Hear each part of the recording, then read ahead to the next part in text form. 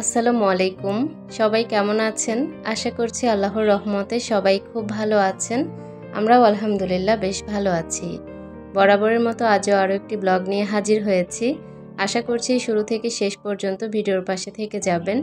অবশ্যই স্কিপ করা ছাড়া ফুল ভিডিওটি কন্টিনিউ করার চেষ্টা করবেন। কোথাও কোনো অংশ আপনাদের কাছে একটু হলেও ভালো লাগবে।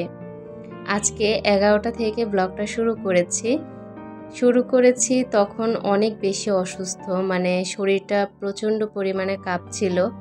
কারণ অনেক দিন হয়ে গিয়েছে আমি ডায়েট করছি, সেই সাথে খাওয়া দাওয়ার পরিমাণটা অনেকটাই কমিয়ে দিয়েছি। প্রথমত এই কারণেও হয়তো বা অসুস্থতা লাগতে পারে, তারপরেও চেষ্টা করে যাচ্ছি যতক্ষণ পর্যন্ত পারবো ডায়েট করে যাব। তো আমার আজকে একটু শরীর স্বাস্থ্যটা খারাপ লাগছে, এ কারণে একটু গ্রিন টি আর একটা পেয়ারার অর্ধেকটা কেটে নিয়েছি। তবে পুরোটা খাবো না, শুধুমাত্র 2 পিস খাবো এতটুকুই। আর গ্রিন টিটা খেয়ে নিলে একটু ভালো লাগবে, কারণ চায়ের এত পরিমাণে নেশা ছিল আমার। চা যে আজকে কতদিন খাই না কি বলবো। চায়ের নেশাটা আমি গ্রিন টি দিয়ে কোনো রকমে চালিয়ে নিচ্ছি।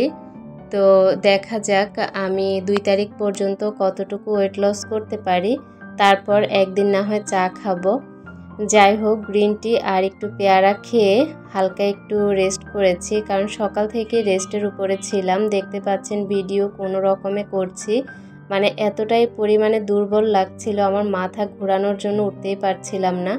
সংসারের সেরকম একটা কাজও করিনি আজকে দুপুরে রান্না বান্না সবই আছে, তো এই কারণে দুপুরে রান্নার ঝামেলা নেই। সকালের নাস্তা গত রাতেই আমি রুটি বানিয়ে রেখেছি, নাস্তাও তৈরি করতে হয়নি। সব কিছু মিলিয়ে সকাল থেকে এ পর্যন্ত সেরকম একটা কাজ করিনি।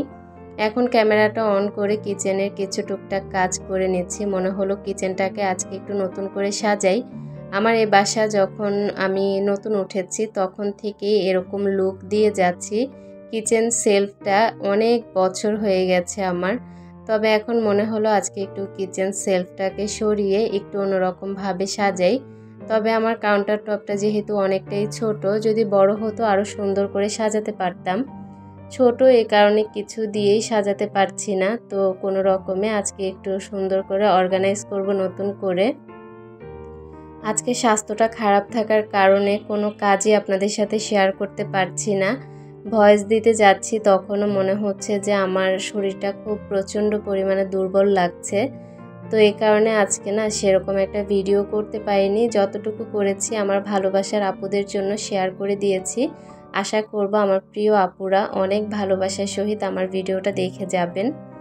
তো এখানে প্রত্যেকটা সেলফ থেকে আমি প্রত্যেকটা জার নামিয়ে রেখেছি, আর বড় যে জারগুলো ছিল সেগুলো একটা হ্যাঙ্গিং সেলফে রেখে দিয়েছি।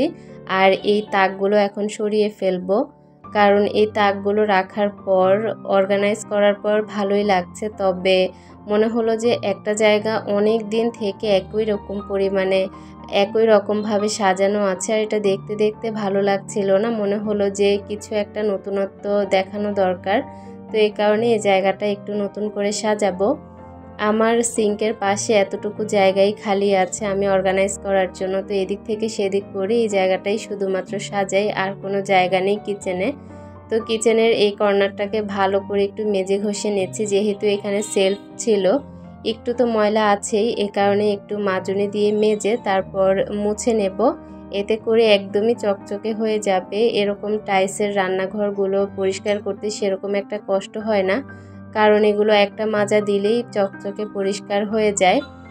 তো কিচেন সেলফের এই জায়গাতে আমি ট্রে দিয়ে সুন্দর করে অর্গানাইজ করব। জানি না কতক্ষণ পর্যন্ত এরকমভাবে থাকবে, তবে চেষ্টা করব এরকমভাবে রাখার জন্য। কিচেনের সিঙ্কটা যেহেতু কাউন্টার টপ থেকে একদমই কাছে, ধোয়াপালা করার সময় একদম পানি ছিটকে সব নষ্ট হয়ে যায়। এ কারণেই কিছু দিয়ে সেরকম একটা সাজাতে পারি না, না হলে অনেক সুন্দর করে সাজাতে পারতাম। তো একটা গামছা টুকরো করে নিয়েছি, এই গামছাটা অনেক দিন ব্যবহার করার পর এখন রান্নাঘর মোছার কাজে ব্যবহার করব। 2 টুকরা করেছি, এক টুকরা ডাইনিং টেবিল মোছার কাজে ব্যবহার করব, আরেক টুকরা কিচেনের ব্যবহার করব। তো আমি গামছা তাওয়াল যখনই যা বের হয় সাথে সাথেই ক্লিনিংয়ের কাজে ব্যবহার করে ফেলি। তো গামছাটা দিয়ে ভালো করে শুকনা করে পুরো কাউন্টার টপটা মুছে নিয়েছি, আর এখন অর্গানাইজ করে নেব। আমি ডায়েটের জন্য যে জারগুলোতে সব আইটেমগুলো রেখেছি ওই জারগুলো একটা ব্যাম্বু ট্রেতে রেখে দিচ্ছি। এরকমভাবে ট্রে সাজিয়ে রাখলে খুবই ভালো লাগে। তো আজকে মনে হলো ব্যাম্বু ট্রেতে আমি এরকম করে একটু অর্গানাইজ করব। সামনে 2টা বাটি রেখেছি আর 2 সাইডে 2টা কাপ রেখেছি। অনেক সুন্দর লাগছিল এই ব্যাম্বু ঝুড়িটা দেখতে। এই জায়গাতে আমি একটা সিরামিকের ট্রে রেখেছি, পেছন সাইডেও অনেকগুলো ট্রে রেখে দিব। আমার বাসায় যে সিরামিকের আর ব্যাম্বু ট্রে কতগুলো হিসাব নেই। আজকে যখন আমি সিরামিকের ট্রেগুলো বের করছিলাম শোকেস থেকে, অনেকগুলো সিরামিকের ট্রে হয়ে গিয়েছে। তারপরেও এখনও মনে হচ্ছে যে অনেক কিছু কেনার বাকি আছে। তো এখানে আমি একটা সিরামিকের ট্রে রেখে তারপর এখানে আমার মাটির যেই প্লান্টারগুলো আছে ওগুলো দিয়ে এখন সাজাবো। এগুলো অ্যান্টিক কালার করা ছিল, তবে কালারটা এখন একটু হালকা হয়েছে। তবে আমি এই প্লান্টারগুলোকে আবার কালার করে নেব।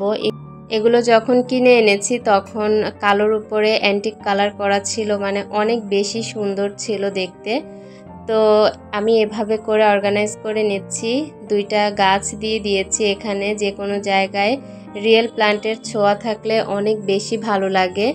তারপর মনে হলো যে না, আরেকটা গাছের ঝোপা দিয়ে দেই, দেখতে সুন্দর লাগবে। স্পুন হোল্ডার বানিয়েছি একটা প্লান্টারকে, সেই সাথে একটা প্লান্টার রেখেছি। আর এই জায়গাতে যে কি দিব সেটাই খুঁজে পাচ্ছিলাম না। অনেক বেশি চিন্তা ভাবনা করে অনেকবার সাজিয়ে গুছিয়ে নেওয়ার পর মনে হলো যে না, একটু মাটির হাঁড়িগুলো দিয়ে দিলেই সুন্দর লাগবে। আর এখানে অনেক চেষ্টা করেছি গ্রিন টি রাখার জন্য, তবে কোনোভাবেই পারছিলাম না গ্রিন টিগুলো রাখতে। তারপর বড় যে হাঁড়িটা আছে এই হাঁড়িতে আমি গ্রিন টি রেখে দিয়েছি, আর ছোট হাঁড়িগুলো সরিয়ে তারপর এখানে মাটির হাঁড়িগুলো রেখে দিচ্ছি। কিনতে কিনতে অনেক কিছু কেনা হয়ে গিয়েছে, তারপরেও অনেক কিছু কেনার বাকি আছে। শখের তো শেষ নেই। আমি অনলাইন থেকে অনেক কিছু অর্ডার করেছি, যখন হাতে পাবো ইনশাল্লাহ আপনাদের সাথে শেয়ার করার চেষ্টা করব। এই তো আমার কিচেনের বর্তমান ফাইনাল লুক। জানি না কতক্ষণ পর্যন্ত এরকম রাখতে পারবো।